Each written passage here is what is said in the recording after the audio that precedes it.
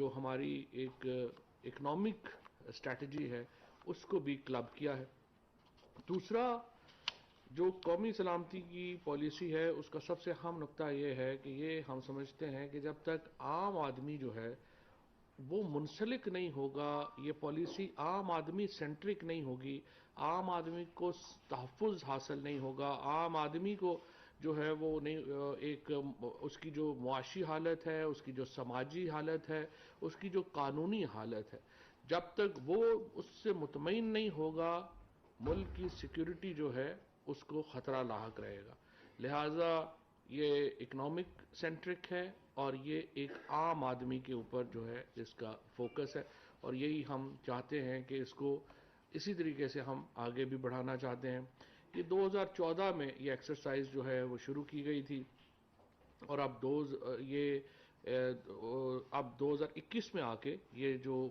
Policy ہے اس کی منظوری دی گئی ہے. تقریباً 9 سال اس میں لگے ہیں، 18 مختلف منسٹریز کی اور ان کی انپٹ شامل ہے، اور آپ اندازہ لگا سکتے ہیں کہ ایک بڑی ہی کمپریہنسو پالیسی ہے. اور یہ بھی میں آپ کو بتا دوں کہ یہ پالیسی ماضی میں اس لیے منظور نہیں ہو سکی کہ وہاں پہ مختلف جو پوائنٹ آف ویوز ہیں وہ اکٹھے نہیں ہو پا رہے تھے. کسی کا پوائنٹ آف ویو ایک تھا، دوسرے کا پوائنٹ آف ویو ایک تھا. پہلی بار ایک ایسی حکومت برسر اقتدار ہے جو تمام جو نقطہ ہائے نظر ہیں ان کو یکجا کرنے کی صلاحیت رکھتی ہے، اور وزیر اعظم عمران خان وہ لیڈر ہیں جن کے اوپر ایک ایسا اعتماد ہے کہ وہ تمام نقطہ نظر کو یکجا کر سکتے ہیں. اور یہی وجہ ہے کہ پہلی بار ہم نے ایک لینڈ مارک عبور کیا ہے اور ایک نیشنل سیکیورٹی پالیسی کی منظوری دی ہے. اب اس کے ساتھ جو نیشنل سیکیورٹی پالیسی ہے اس کے ساتھ انٹرنل پالیسی جو ہے وہ وابستہ ہے، اس کے ساتھ فوڈ سیکیورٹی پالیسی وابستہ ہے، اس کے ساتھ اب جو باقی منسٹریز کی اپنی پالیسیز ہیں وہ تمام اب اس کے ساتھ جو ہیں وہ منسلک ہیں، اور یہ ایک بہت ہی اہم پالیسی ڈاکومنٹ ہے جس کی آج کابینہ نے منظوری دی ہے. اس کے بعد کابینہ کو جو یوریا کی پیداوار ہے اس کے اوپر جو ہے وہ بریفنگ دی گئی ہے. اس وقت پاکستان میں صرف آپ کو یہ بتانا چاہتا ہوں کہ ایگریکلچر سیکٹر اس حکومت کا پرائرٹی سیکٹر ہے. پچھلے جو 2 سال ہیں ان میں جو زرعی پیداوار ہے ہماری، اس میں الحمدللہ بے تحاشا ہمیں کامیابیاں ملی ہیں. ہماری جو کپاس کی فصل ہے، ہماری جو گنے کی فصل ہے، ہماری جو چاول کی فصل ہے، اس کے بعد ہماری جو گندم اور مکئی ہے، ان تمام فصلوں میں بہت بہتری آئی ہے. اور جو گندم، چاول اور گنا، یہ تو تاریخ کے سب سے بڑی پیداوار ہمیں ہوئی ہے، اور الحمدللہ 1100 ارب روپیہ اضافی جو ہے وہ فارمرز کے پاس جو ہے وہ گیا ہے. اور اسی وجہ سے آپ دیکھتے ہیں کہ ایک بوم ہے اس وقت خریداری کا ہمارے رورل سیکٹر میں، چاہے وہ ٹریکٹرز ہوں، چاہے وہ زرعی ادویات ہوں، چاہے باقی آپ کے موٹر سائیکل ہوں، ایون گاڑیاں ہوں، تو ان میں تمام میں آپ کو ایک بوم نظر آتا ہے. اور اس کی بنیادی وجہ یہی ہے کہ وہاں پہ ایڈیشنل انکم جو ہے وہ اس سیکٹرز میں جو ہے وہ گئی ہے. اب آ کر کے ایک کھاد کو لے کر کے ایک بحران پیدا ہوا ہے. کھاد کو دیکھ کے کیا بحران پیدا ہوا ہے؟ عالمی منڈی میں جو ڈی اے پی ہے اس کی قیمت تقریباً اب 12,000 روپے کے اوپر چلی گئی ہے. 10 سے 12,000 روپے کے اوپر وہاں پہ یہ آپ کو ایک تھیلا جو ہے وہ مل رہا ہے. ڈی اے پی پاکستان نہیں بناتا، یہ ہم امپورٹ کرتے ہیں، 70% سے زیادہ ہم امپورٹ کرتے ہیں. یوریا کو اس دفعہ پاکستان میں یہ کیا گیا کہ آپ نے دیکھا کہ گیس کا جو بہت بحران بھی رہا، لیکن ہم نے پوری کوشش کی کہ اپنی زراعت کو، اپنے کسانوں کو اس ایفیکٹ سے بچانے کے لیے ان یوریا پلانٹس کو بھی گیس دی گئی جن کو ان 2 مہینوں میں عام طور کے اوپر گیس نہیں دی جاتی. اس وجہ سے اس سال پاکستان نے اپنی تاریخ کی سب سے بڑی یوریا کی پروڈکشن کی ہے. اور اس وقت عالمی منڈی میں جہاں یوریا کی قیمت 10,500 روپے کے لگ بھگ ہے، پاکستان میں یوریا کی جو قیمت ہے وہ تقریباً 17 سے 1900 روپے کے درمیان. 1700 روپے اس کی قیمت تھی، سرکاری قیمت تھی، لیکن وہ 1900 روپے 1800 روپے کے اوپر بھی بکی ہے. لیکن ایک طرف وہ عالمی مارکیٹ میں 10,000 روپے کی ہے، پاکستان میں آپ دیکھ لیں کہ 1700-1800 روپے کی ہے. اس کی وجہ سے جو ایک انٹرنیشنل مارکیٹ کا جو پرسیپشن ہے اس کی وجہ سے پاکستان میں یوریا کی قلت محسوس ہوئی ہے کئی جگہوں کے اوپر. ہمارے پاس سٹاک بھی بہت پڑا ہوا ہے, ہمارے پاس اس کی قیمت بھی بڑی سٹیبل ہے, ہماری پروڈکشن بھی بالکل صحیح ہے, لیکن کئی جگہوں کے اوپر جو ہورڈنگ کی شکایات آئی ہیں, کئی جگہوں کے اوپر سمگلنگ کی شکایات آئی ہیں, کیونکہ کئی لوگوں نے اب ایک ٹرک جب اب یوریا کا پاکستان سے سمگل ہوتا ہے تو اس کا مطلب یہ ہے کہ آپ تقریباً 78 سے 80 لاکھ روپیہ ایک ٹرک کے اوپر بچاتے ہیں. اب جب اتنا بڑا انسینٹیو ہے تو اس کی وجہ سے پرائیویٹ مارکیٹ میں جو ہے وہ گڑبڑ شروع ہوئی ہے, اور ہم نے پوری اس کے اوپر جو ہے وہ ایک پہلے پنجاب حکومت نے اس کے اوپر بڑا افیکٹو جو ہے وہ کام کیا ہے, لیکن آج کابینہ نے پنجاب گورنمنٹ کو یہ کہا ہے کہ آپ جو ہورڈنگ ہے اور جو سمگلنگ ہے اس کے اوپر بھرپور کارروائی کریں, اور اس کے نتیجے میں انشاءاللہ تعالی ہم دیکھیں گے کہ یہ جو یوریا کی صورتحال ہے جس کی قیمت میں نہیں لیکن ایک مصنوعی قلت کئی جگہوں کے اوپر ہے, وہ اگلے آپ انشاءاللہ امید ہے ہمیں کہ 48 گھنٹوں میں اس میں واضح بہتری جو ہے وہ آ جائے گی, اور کئی جگہیں جہاں پہ یہ پہلے ہی میسر ہے وہاں پہ اس کی قیمت جو ہے وہ اور نیچے آ جائے گی. یہ مسلسل ہم اس کو دیکھ رہے ہیں کہ نیچے آ رہی ہے. ایک اور اہم ڈیولپمنٹ میں کابینہ نے ارکان پارلیمنٹ کی 2019 کی ٹیکس ڈائریکٹری شائع کرنے کا حکم دیا ہے. ہم جو سارے ایم این ایز ہیں, میں ویسے آپ کو یہ بتاؤں کہ پاکستان میں صرف سیاستدان ہی ہیں اب جن کے اتنے زیادہ ایسٹس اور جو ٹیکسز ہیں وہ عوام کے سامنے آتے ہیں. باقی کسی شعبے کے اوپر اتنی اس طریقے سے اکاؤنٹیبلٹی نہیں ہے جتنی پولیٹیشنز کے اوپر ہے اب, اور اس کی وجہ یہ ہے کہ عمران خان نے ایک ایسی جو کہہ لیجئے کہ اس کا بنیاد رکھی ہے, ایک ایسی حکومت کی بنیاد رکھی ہے جس کا بنیادی مقصد یہ ہے کہ ایک شفافیت ہو اس میں, اور اس کی وجہ سے یہ ایک پورا جو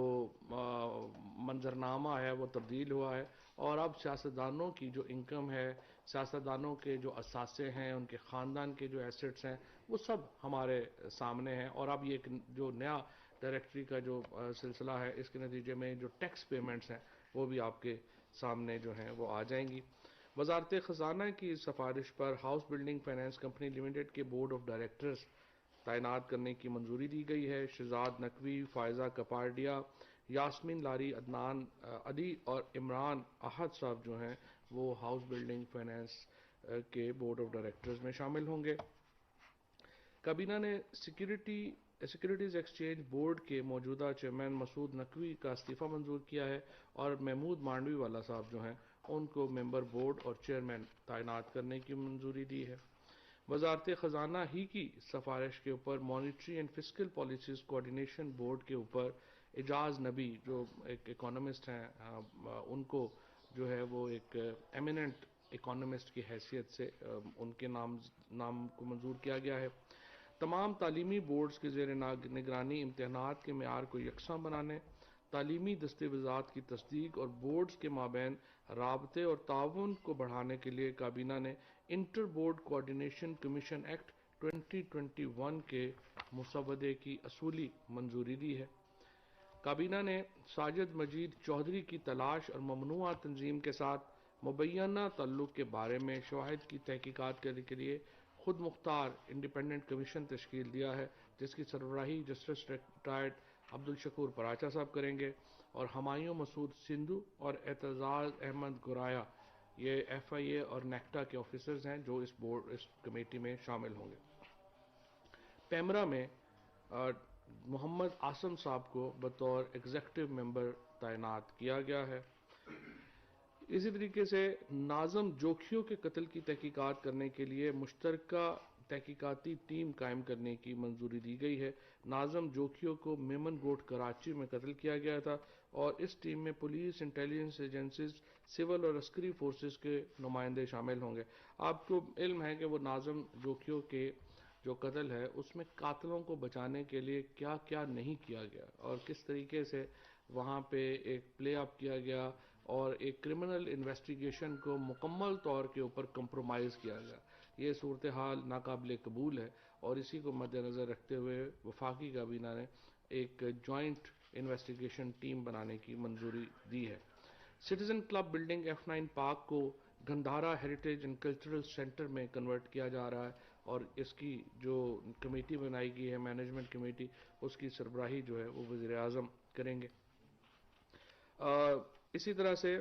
मुसम्मात नाजिया शाहीन और शब्बर अब्बास के खिलाफ एक्सट्रेडिशन की कार्रवाई शुरू करने की मंजूरी दी गई है। दोनों मुल्ज़मान की तहवील के लिए इटली की हुकूमत ने मुतालबा किया था कि इनके खिलाफ कत्ल का मुकदमा शुरू कराया जाए। बुनियादी तौर के ऊपर केस ये है कि ये जो हैं ऑनर किलिंग करके इटली से पाकिस्तान आ गए ताकि उन्हें वहाँ कत्ल का जो केस है उससे इनको जो है वो छुटकारा मिल सके,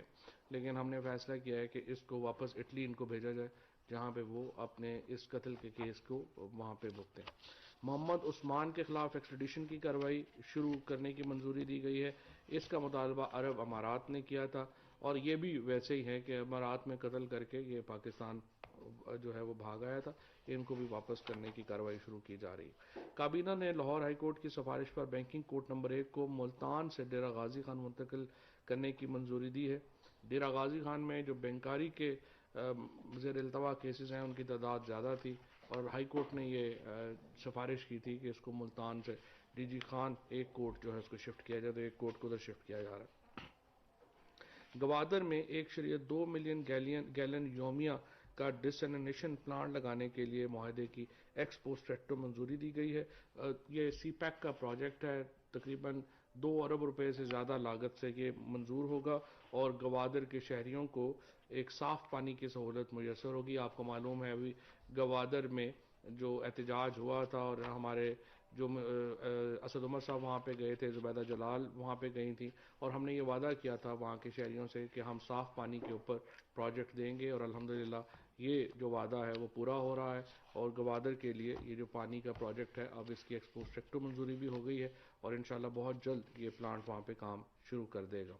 डॉक्टर शाइस्ता ज़ीशान को 4 साल के लिए executive member national medical authority Pakistan medical commission तैनात जो है वो किया जा रहा है। ड्रग्स रेगुलेटरी अथॉरिटी की सिफारिश पर 3 अद्वियात की फार्मूलेशन में तब्दीली की इजाज़त दी गई है, लेकिन उनकी कीमतें फ़रोख्त में कोई तब्दीली नहीं होगी, वो वही रहेगी। क्यूबा को कोरोना वबा के लिए तकरीबन 23 मिलियन